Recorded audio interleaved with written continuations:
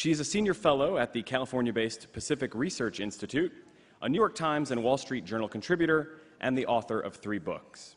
She is also an instructor at California's Command College and serves on the board of trustees for Singularity University. Her new book, 100 Plus, observes that humanity is on the cusp of an exciting longevity revolution. She examines the social, economic, and cultural impact of a 100-plus year lifespan and argues that society should rally to support and embrace longevity science and technology. Please welcome Sonia Arrison. Thank you. Let's see, which is the, this is the clicker, I guess, for the PowerPoint. Yes, so this is a copy of my new book. Hopefully most of you have managed to grab a copy. They're out there, and I think the Teal Foundation is giving them away complimentary, but I've been told that they don't have enough. So if you don't have one and you want one, you should probably pick one up before they all go. So in the book, and by the way, Dr. Badylak is one of my heroes. I go over his work and the work of other people in chapter 2 of the book. And so the book takes a look at how science and technology are going to allow us to live longer and healthier lives. And I try to put the emphasis on healthier, because it's not just about radical life extension. It's about health extension. We want to be healthier longer. We don't want to just live longer. And that's what should be able to happen through a revolution in biotechnology and regenerative medicine. So I take in the premise of the book is that we might be able to double our life expectancy, our health expectancy, to 150 years during my lifetime. I'm 39 years old right now. And that's roughly a doubling of current life expectancy. We're around 80 today. But so what? I mean, other people have said things like this before. This is not new. I'm not the first person to say this. That's what the rest of the book is about, the so what part. So what if we can live longer and healthier lives? How does that change the world? What does that even mean for us? I mean, how does it affect the economy, our family lives, even religion? And so these are some of the topics that I cover in the book, and I'm going to go over them. But before I do, let me just, yes, that works, good. Go over some history. This is the life expectancy chart. Ray had a great chart earlier with all the international life expectancies and how they bounced up and down. This is a smaller graph, but you can see in the Cro-Magnon area we're only living to around 18 years. Time of the European Renaissance, it was only around 30. By 1850, life expectancy was 43, and today we're up near 80 in America. And it, of course, is higher than that in other countries. Monaco is around 90 years. And some people will look at this chart and say, oh, yes, but the only reason why we've got that nice line is because we've tackled all the we've taken all the low-hanging fruit. We've tackled all the easy things, right? Like nutrition helped us live longer, and fighting infectious disease, germ theory, antibiotics.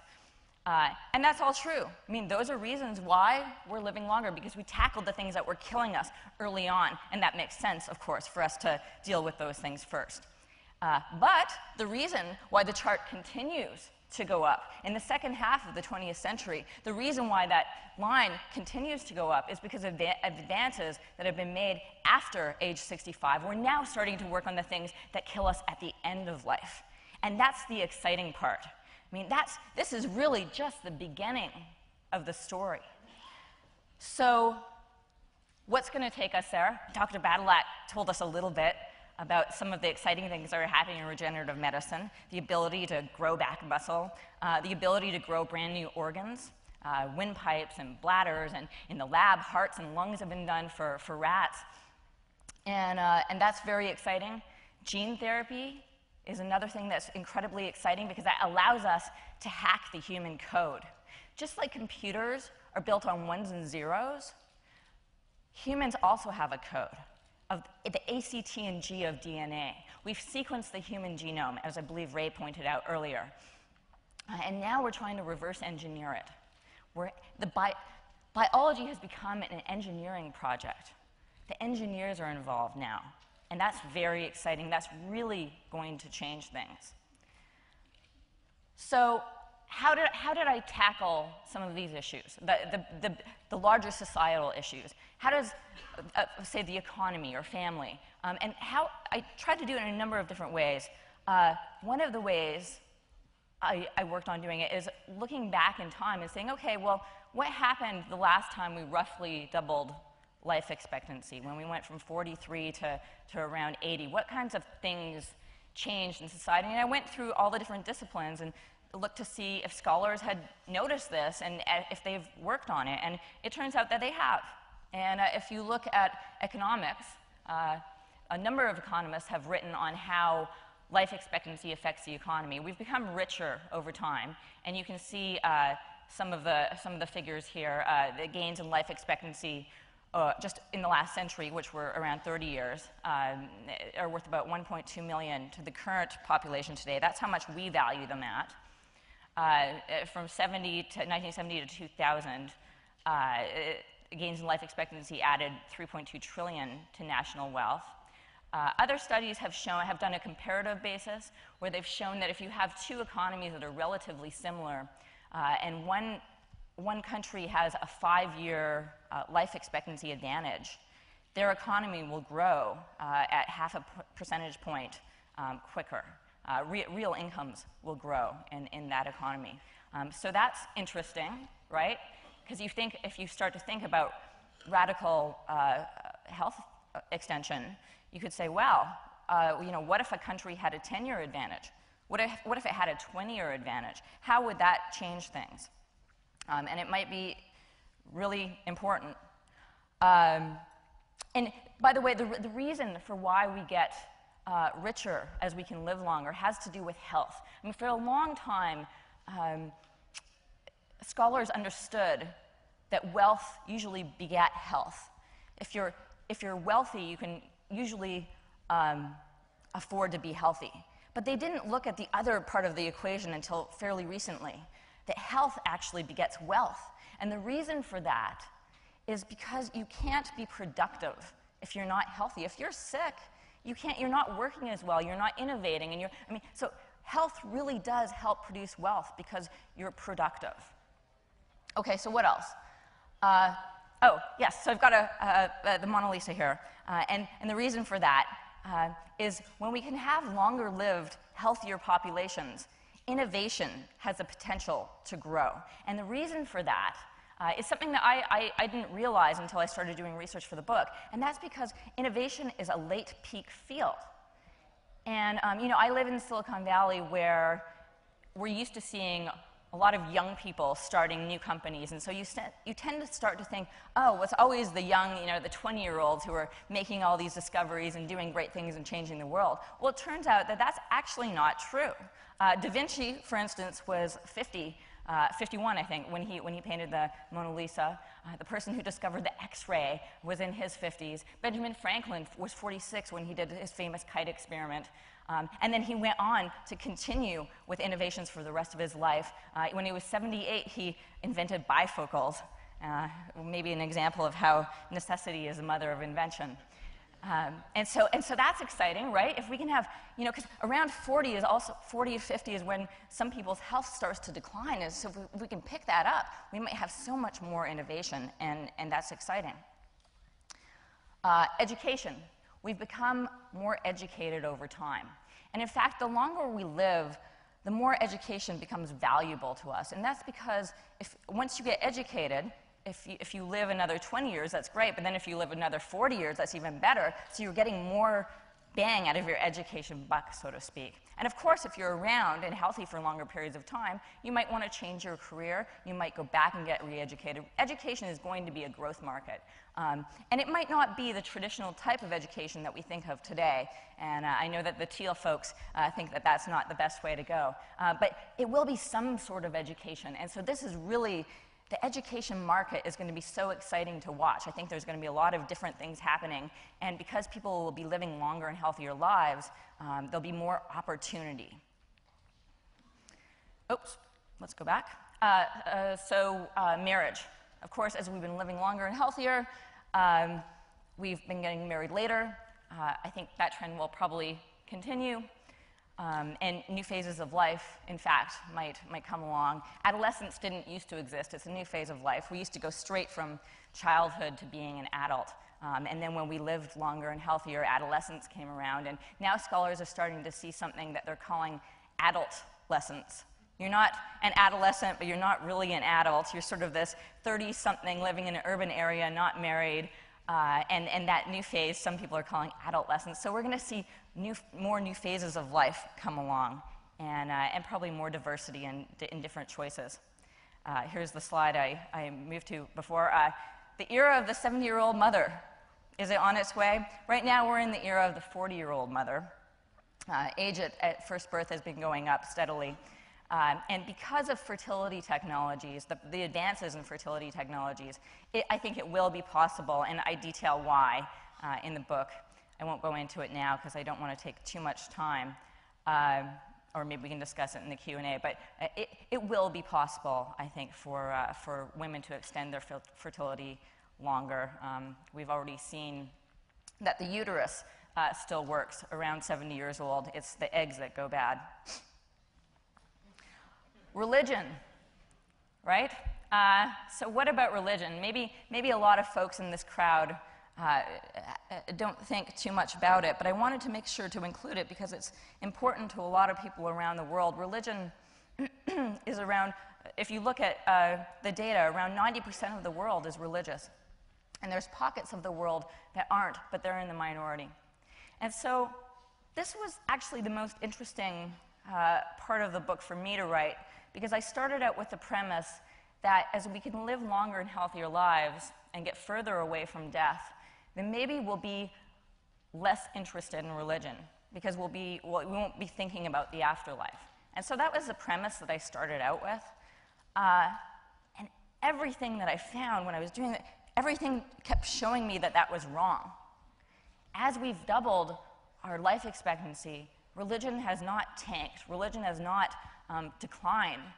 In fact, some people would make the argument that it's even gotten stronger since communism outlawed religion in some countries, and as soon as that fell, religion popped back up in those communities, and it tends to stay steady around 90% around the world. So the question is why?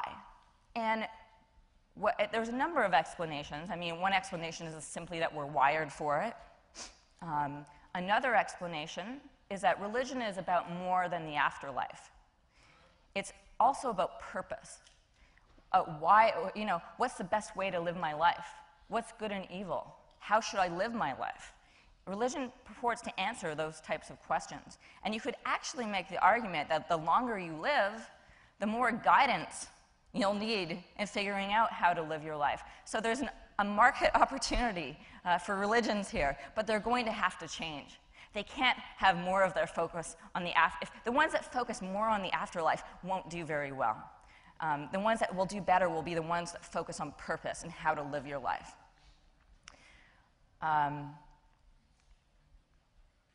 So, population.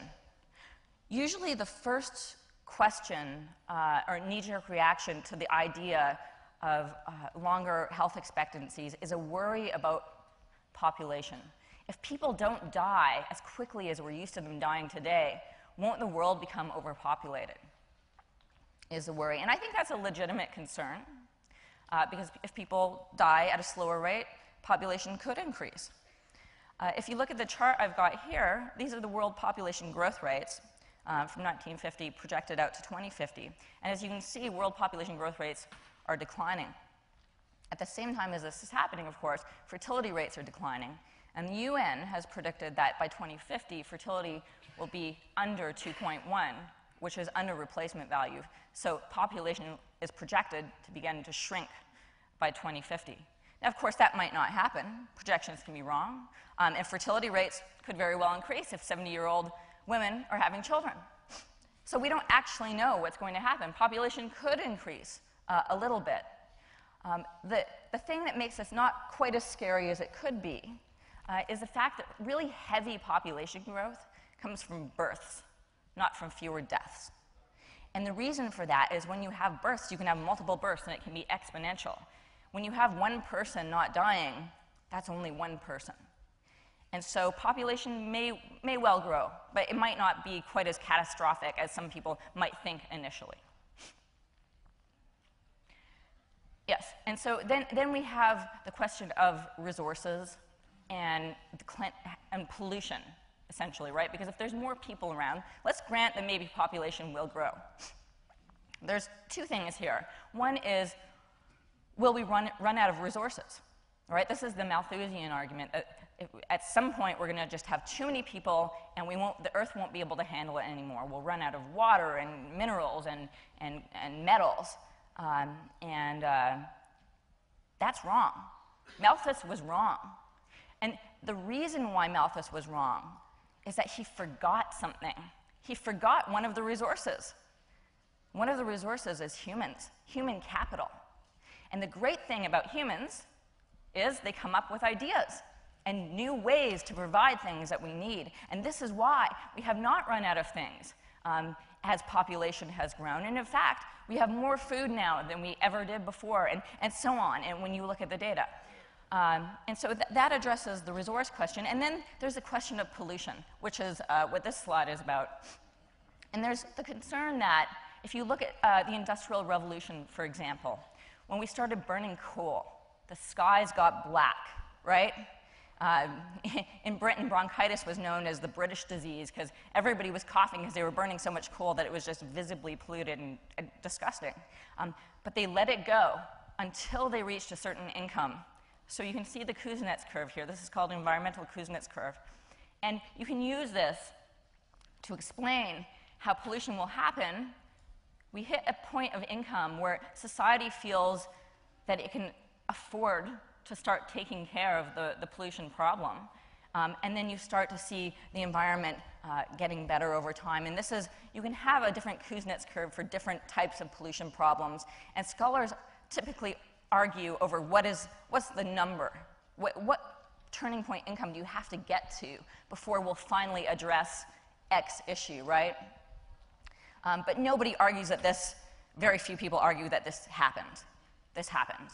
And so you could argue that, okay, well, as nanotechnology comes along, the next industrial revolution, or synthetic biology, I mean, maybe there'll be some type of pollution problems that we don't know about yet, and it's going to be terrible. And it might well be the case that there's some sort of pollution that comes out of it. But the question is what is the trade-off? I mean, that's what we always have to be asking ourselves. And maybe we put up with it for a little while, and then we fix it, and we move along, and we progress. So that's a way to think about pollution and environmental issues in a longer-lived world. So, of course, I have to get to some potentially negative things. I've been called an optimist, but I'm not all optimistic. There are some potential things that could be a problem in this world when we can live longer and healthier lives, which in general I think is good. But let's think about the longevity divide for a minute and inequality in the world. Here I've got a chart of the top 10 countries in life expectancy. Monaco's at the top, of course, around 90 years, the south of France. People there live quite well. It's a small community, and they're wealthy. So that's great for them. Notice that the US is not in the top 10. I think we're down somewhere around 70, which is not so great. Here are the bottom 10 countries. Angola is down around 38 years. A difference internationally between 38 years and around 90, that's over 50 years. That's an entire lifetime. I mean, Steve Jobs lived lived to 56. So, that's a really big starting point, a really big divide that we're starting from in the first place. Within the United States, there's divides as well, not quite as big, but still bigger than I had expected to find before I did the research.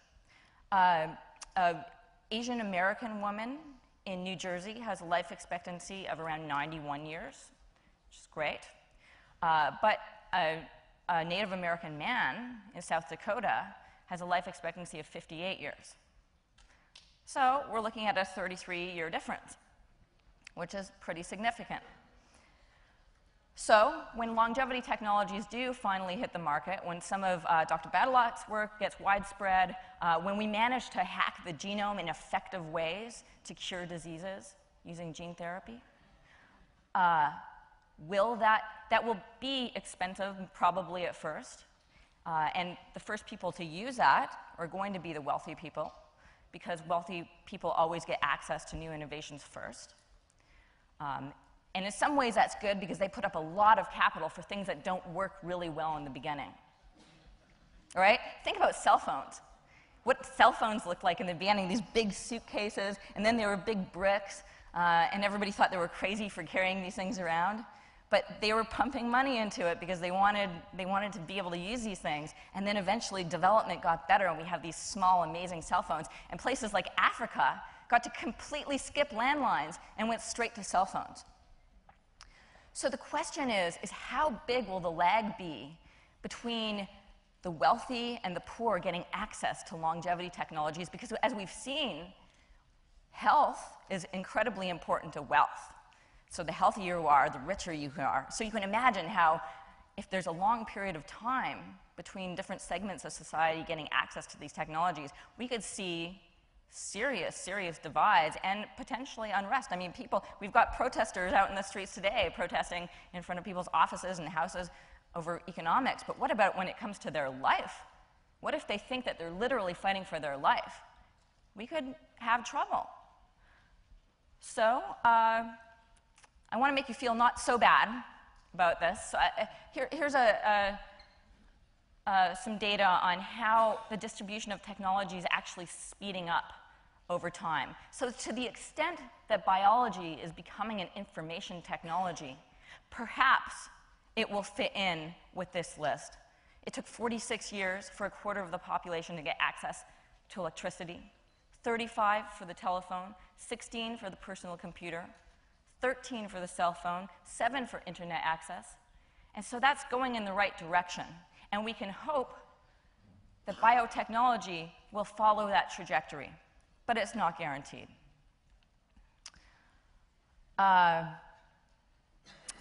So this is the last slide. One of the other things I typically hear when I'm speaking about this subject is that, well, you know, even if everything could be great and we could extend our health expectancy to 150 years, maybe we shouldn't do it. Maybe it's just unnatural. It's this weird, crazy thing that we're trying to do. We're trying to play God. And my response to that is, well, why is an 80-year lifespan natural?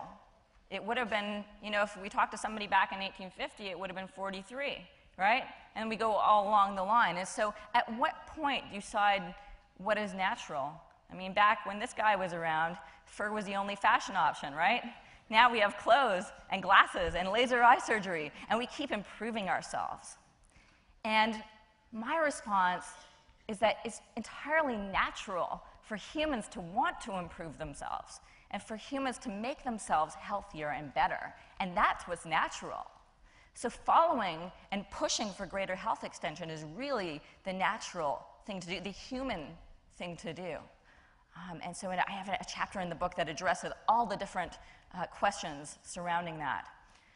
And then the one thing I want to end with is the idea about aging being set in stone. You know, for the longest time, and in fact, demographers have constantly been saying, you know, oh, we'll never pass this number in life expectancy, we'll never pass this number, and on. And of course, we keep doing it.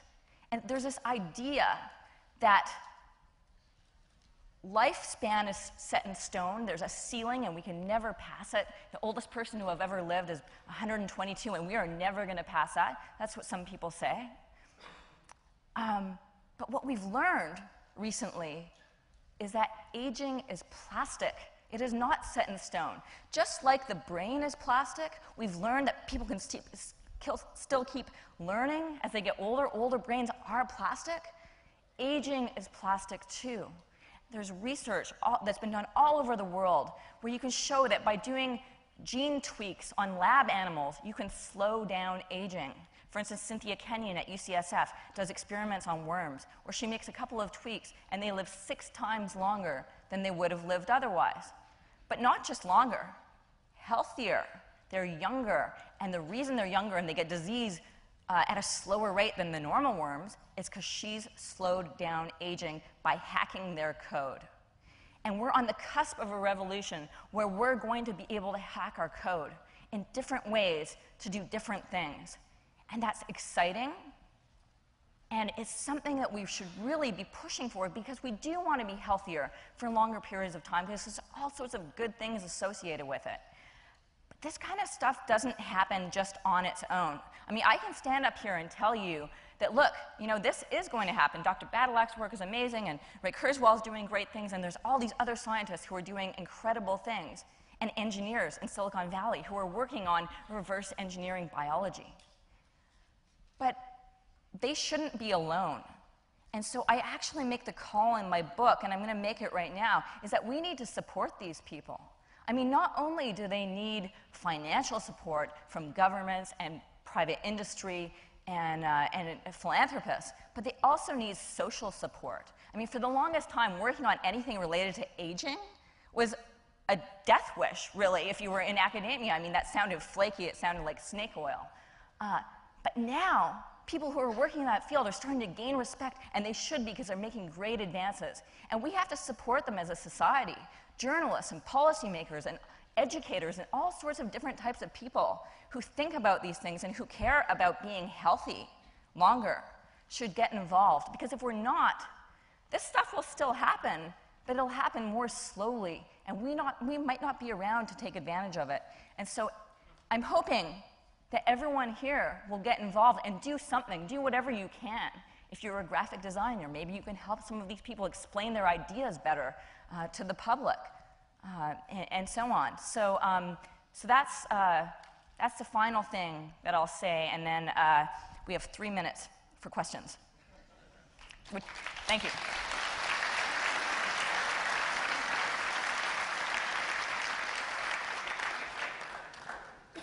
Right here.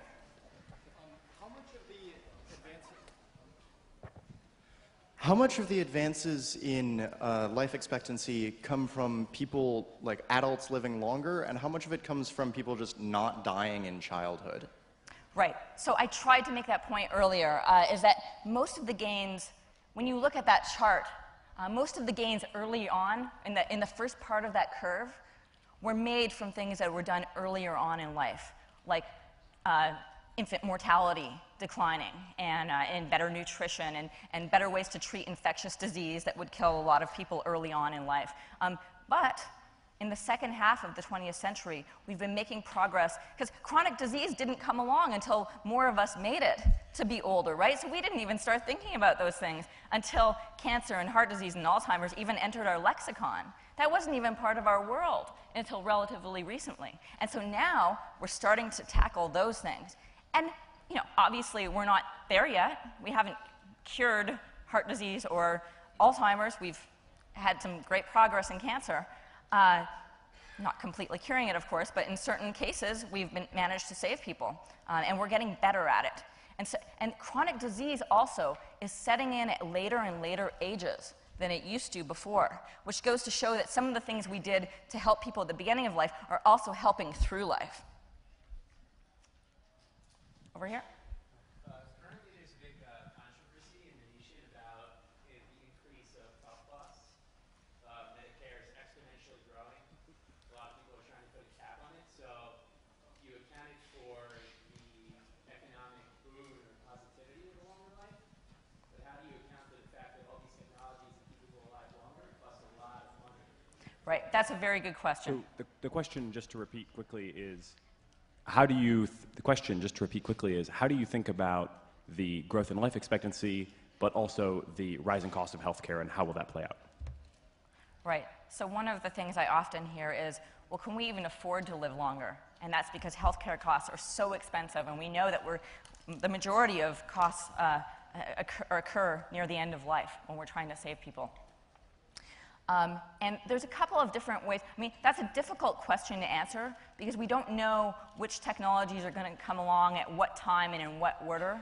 But you can think, I mean, the way I like to think about it is I mean, there is a potential for healthcare to become more expensive depending on how expensive repairs are. But there's also the potential for healthcare to actually become cheaper. And so here's how you could think about it. Imagine somebody today who has heart disease. They're put on a lot of expensive drugs. They typically have many emergency trips to the hospital and all the costs that are associated with that. They might have heart surgery, but it doesn't really fix them. It just patches them up for a little while and gives them some extra years. Or we could think about the future, when tissue engineers are successful in growing a brand new heart. So somebody has heart disease, they go to the doctor says, oh, you know what? You're going to need a new heart. And they grow a brand new heart for that person out of their own adult stem cells and replace it. And guess what? They're not on any of those expensive drugs. They're not taking all those trips to the hospital. And they're only having one surgery instead of potentially more. And so there's a potential for healthcare costs to come down. Unfortunately, we are out of time for questions, but thank you, Sonia. Thank you.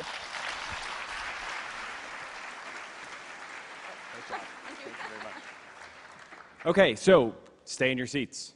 We were supposed to have a break right now, but Peter Thiel is here, and he has to go, so we're going to bring him on stage very shortly, and then we're going to have the break immediately afterwards. So the change is